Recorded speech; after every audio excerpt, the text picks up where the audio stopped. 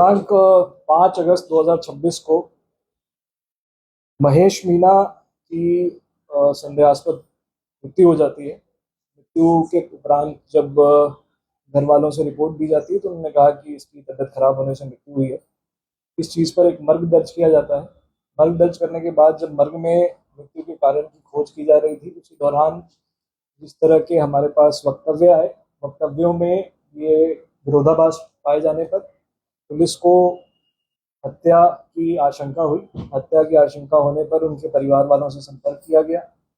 वो जो मृतक हैं उनकी क्या रूट रही उस दिन की, कहाँ गए थे वो, किससे किससे मिले थे, इस बारे में जानकारी प्राप्त की गई। इसी दौरान एक सीसीटीवी फुटेज थाने की टीम जो और जो परिवारजन है वो दोनों जाकर जो अपना 14 नंबर है वहाँ से एक वीडियो फुटेज प्राप्त करते हैं।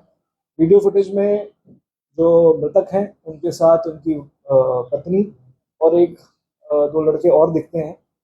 इस पूरे वीडियो फुटेज में देखा जा सकता है कि उनकी जो मृतक हैं उनकी तबीयत खराब हो गई थी और तबीयत खराब होने के कारण कोई कोई कारण उनके पत्नी द्वारा बताया नहीं गया था।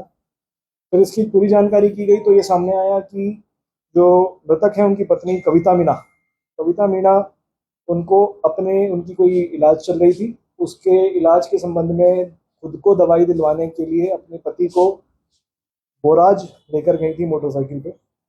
और उसके बाद बोराज जाने के उपरांत वहाँ से वो उनको एक मंदिर के पास ले जाती हैं। मंदिर के पास ले जाने के बाद वहाँ पर पूर्व से जो इनकी साजिश थी उसके अनुसार उनको एक जूस पिलाती हैं और जूस में जो सेल्फोस की टैबलेट्स आती हैं वो उनको पिला देती हैं। पति को कोई भी अपने पत्नी पर शक नहीं था और वो जूस पी लेते हैं। जूस पीने के बाद उनकी तबीयत खराब हो जाती है। तबीयत खराब होने के बाद वो पूर्व की साजिश थी उसके अनुसार वो अपने जो उनके एक प्रेमी जो इस पूरे अनुसंधान में सामने आए हैं, गणेश मीना, उनको बुला लेती हैं। उसके बाद इनको हॉस्पिटल ना ले जाकर वो 2-3 घंटे तक इधर उधर घुमाते हैं और उसके बाद जब तबीयत बहुत ही खराब हो जाती है, जब इन्हें लगता है कि बचने की स्थिति नहीं है, तो शक दूर करने के लिए और अपने पे शक नहीं पाने के लिए ये इसको यहाँ आके 14 नंबर के पास छोड़ देते हैं। और फिर ये इनके भाई को कॉल करती हैं और भाई को कॉल करने के बाद जो इनको ऐसा बताते हैं कि इनकी तबीयत खराब होगी, इनको हॉस्पिटल लेके चलो।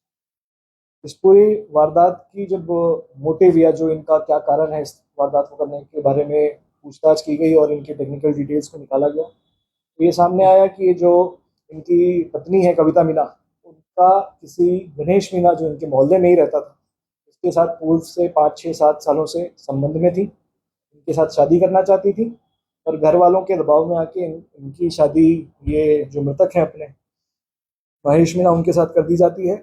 ये शादी से खुश नहीं होकर अपने पति के अलावा जो इनके प्रेमी हैं उनसे बातचीत लगातार करते रहती हैं।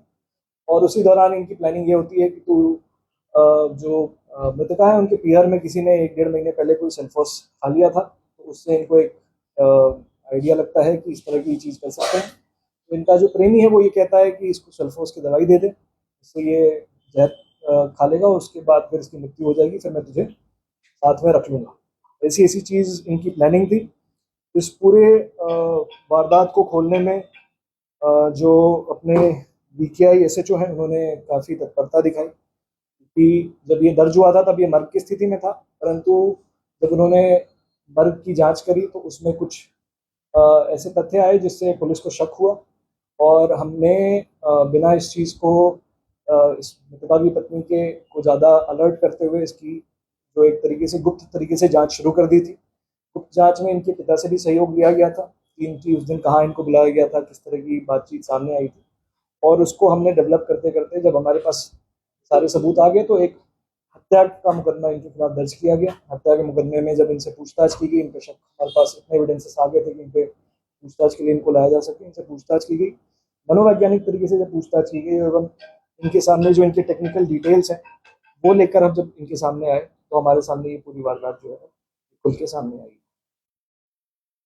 पूरी वारदात को खोलने में जिनकी विशेष योगदान रहा है, एक तो SHO BKI Ravindra Singh Naruka, Karan Singh head constable 1041, Kamal Singh constable 10222, इनकी विशेष भूमिका रही है। और आगे हमारा प्रयास ये है कि इनसे जो इस चीज़ में बरामदगी करनी है वो की जाए और एक चार्जशीट जो है इनके खिलाफ प्रेजेंट करे कोर्ट। अभी तक दो गिरफ्तारियां हुई हैं, एक कविता मीना जो मृतक की पत्नी है और गणेश मीना जो इनका प्रेमी। सर किसी को शक नहीं हुआ?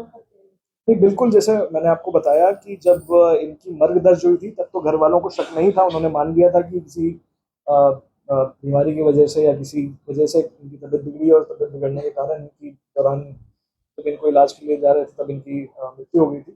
तब तो शक नहीं था, परंतु उसके बाद जब चीज़ें इनकी विरोधाभास होने लगी, इनकी बातें जो थी वो इनकंसिस्टेंट पाई गई, अब इसको गहनता से जांच की गई और गहनता से जांच करने पर ये सामने आया कि इनकी हत्या की गई।